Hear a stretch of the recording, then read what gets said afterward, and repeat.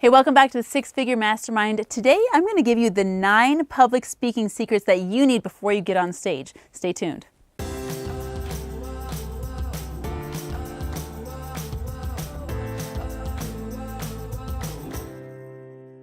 Okay, the first things first. Before you start even thinking about delivering your content, you need to know that every second counts, and the first 90 seconds on stage are the most important. You may have heard this, but people make about 10,000 decisions about another person within the first 10 seconds of meeting them. They're deciding whether or not they trust them. They're deciding whether or not they're credible. They're deciding whether or not they're a person they want to be around. Just so many decisions happening, and you've got milliseconds to make an impact. So the first 90 seconds on stage are the most important. When you come out on stage, you need to walk with confidence. You need to know what you're standing for. You need to know your message. You need to, most of all, know that you've got this. If you have any doubts coming up for you, they're going to show on stage. The stage is a magnifier for who you are. That first 90 seconds is pivotal. The first thing you need to know about speaking on stage is that every second counts, and no seconds count more than the first seconds you have on stage. People make 10,000 decisions about someone when they meet them for the first time, and now you're in front of a room of dozens, maybe even hundreds of people. Think about how many decisions are being made about you. Let me just ask you, do you want to have control over any of that? Yeah, you do. You want to be seen as credible, you want to be seen as valuable, and you want to be seen as a person of legitimacy on stage. So when you're walking out on stage for the first time, you can't be wringing your hands, you can't be fixing your hair, you can't be doing all of that stuff that belongs backstage. When you're on stage, it's game on. The second secret about speaking on stage is you need to understand it's not about you. It's about your audience. The most value that your audience is going to take from their experience is how they feel about themselves after having spent time with you. You know, a lot of people may think the guru on stage is all about consumed with how they look and how they feel. You need to let all of that go before you get on stage. And when you're in that zone, you need to be zoned in on that audience member. Here's secret number 3. And you're going to laugh because it's going to contradict directly secret number 2. Remember, secret number 2 is it's not about you. Guess what secret number 3 is? It's all about you. And here's what I mean by that. I don't want you to be confused. When I say it's all about you, I want you to think this. It's all about the authentic core, the genuine version of you. Now, I've worked with so many people on stage that will try to be someone else. And I'm guilty of this. When I was first taking stage instruction, I was so amazed by the power and the presence and the persona of the person on stage that when it was my turn, I tried to mimic that. Okay? Helium can't be gold. Oxygen can't be nickel. These elements on the periodic table, they can't be another element. They need to be purely their element. So when I say it's all about you, what I mean is this. Peel off the layers, any layers of inauthenticity. Peel off any layers of wanting to be someone else. Peel off any layers of wanting to act or be unauthentic.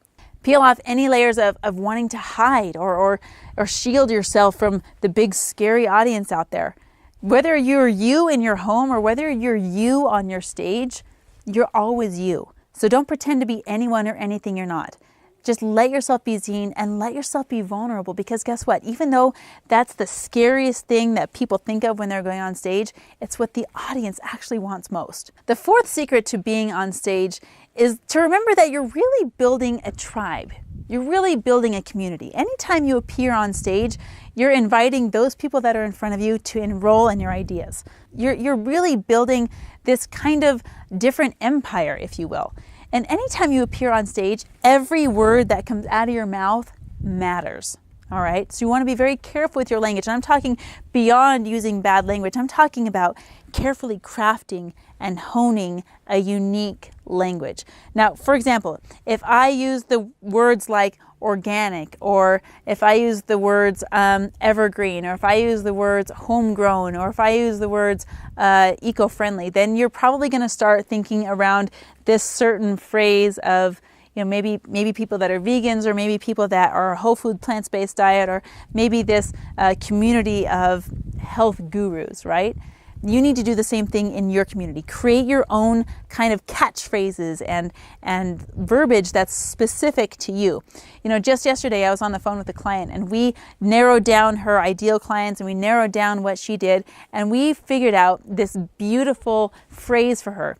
She's an interior designer, all right? And she does home design and she puts together these blueprints for creating beautiful interior spaces. And she also does mental work. She does mindset training and breakthrough work.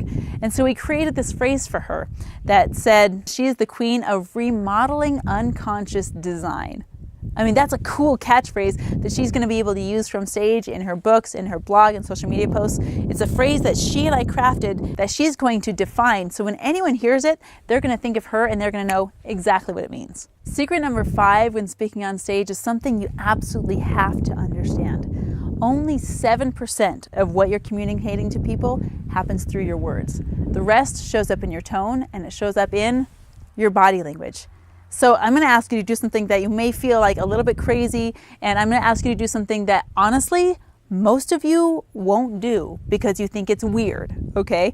I'm going to ask you to actually film yourself with a phone or a camera or whatever it is. Film yourself speaking on stage, and here's what you're looking for. You want to have your body language match your message. You know, you watch out for a few key things. I call this T-Rex arms, okay? People will have the arms right like glued to their side when they're speaking, and they'll have these T-Rex arms and they won't get out of the box. You need to have arms that are open, up, down, to the side, wherever you are. If you do allow your arms to come into the box, make it intentional. Make it something that happens on purpose, all right? So avoid the T-Rex arms whenever possible. You also do need to be aware of where you're standing on stage. How you're standing on stage. I remember training one excellent speaker. She's amazing. But before she became a speaker in my classroom, she actually used to march in the marching band. And whenever I would watch her walk around on stage, it would walk over here and then she would stand at attention. And then she would walk over to this portion of the stage and she would stand at attention. And it was so distracting because I felt like she was more concerned about where she was standing than she was about conveying a clear message to me. So watch yourself on stage and be clued into the things that are distracting to you. That's the biggest red flag. If you're distracted by the way your body moves, it's probably not matching your message. Practice doesn't make perfect, right? Like you've heard that before, right? No, you've heard practice makes perfect, but that's not what I'm telling you. Practice does not make perfect. Perfect practice makes perfect. And I got to tell you, in my classroom, when people come into this pressure cooker, I'm going to be stopping them every 15 seconds and sometimes even more often and saying, hey, look, no. Turn around and do that again. Or maybe try a different verbiage. Or you need to stop touching your face. Perfect practice makes perfect, and you can't get perfect practice without watching yourself. So record yourself, like I've said before, and watch it over and over again. In fact, go to other people's presentations, watch them. Watch what you like and watch what sticks out like a sore thumb, and then make perfect practice. So thanks for watching. I want you to know that I have so much content for you that I actually had to put it in another video. So make sure to stay tuned, hit the subscribe button, hit the notifications so you're notified when part 2 comes out.